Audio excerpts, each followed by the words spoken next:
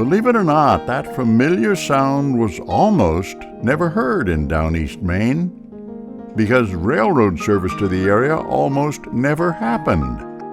All aboard! To understand, you have to imagine what life was really like in this country in the early 1800s. Of course, there were no cell phones, no television or internet, not even any major roadways. The automobile was barely a fantasy then, and everything, including goods and people, had to move by horsepower. Real horsepower. Or by water along rivers and across lakes and oceans. Then came steam power. They called it the Iron Horse.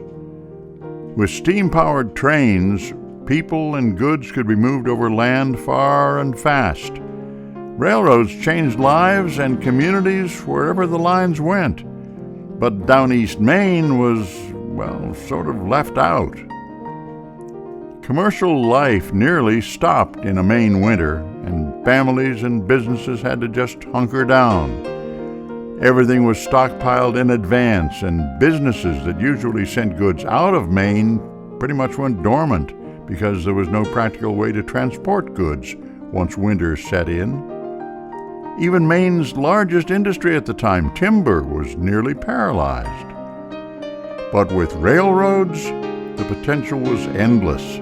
Railroads meant growth, they meant commerce, they meant money, so towns would struggle to retain any small advantage. But not everyone had a seat on the train, so to speak. Places like Mount Desert Island and Washington County had to fight hard for the benefits of rail transportation. But all the pieces finally fell into place. All the players finally pulled together, just as a cultural phenomenon took hold in the country. Tourism. By the late 1800s, U.S. cities were busy and crowded, and people wanted to escape whenever they could. Trains made that possible because they transported people easily and swiftly with a level of comfort unheard of in its day. Numerous rail companies served Maine during these early years, but the company that finally made rail transport to Downeast, Maine a reality was the Maine Central Railroad Company, backing the Maine Shoreline Railroad. At first, it was called the Mount Desert Limited. Later, the Bar Harbor Express. Train travel was elegant, comfortable, and remarkably efficient. In summer, the train often carried as many as 3,500 visitors to Mount Desert Island each day.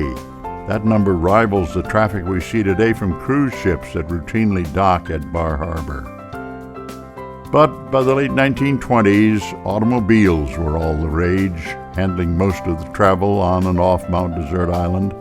So sadly, the Bar Harbor Express made its last run on September 5th, 1960. Railroad passenger travel in Downeast, Maine almost disappeared again. Yet there is a new era in stylish, fun, and historic rail transportation beginning right now. And this is where we come in. We are the Downeast Rail Heritage Preservation Trust. Our project and our passion, the Downeast Scenic Railroad, offering the opportunity to experience Maine railroad history and enjoy leisure travel as it was in the early days. Proudly buffed and polished vintage diesel locomotives pull the restored passenger car along a 90-minute round trip from Ellsworth to the Washington Junction rail yard and back. It's a trip through some of Maine's finest scenery and through Maine history. Rail transportation came to serve the economic heart of Downeast, Maine more than a century ago. Now, this national historic treasure lives again today, thanks to the cooperation of countless dedicated people and businesses. And it's all here for you, the Downeast Scenic Railroad. Live the history. Come on, ride the rails. All aboard!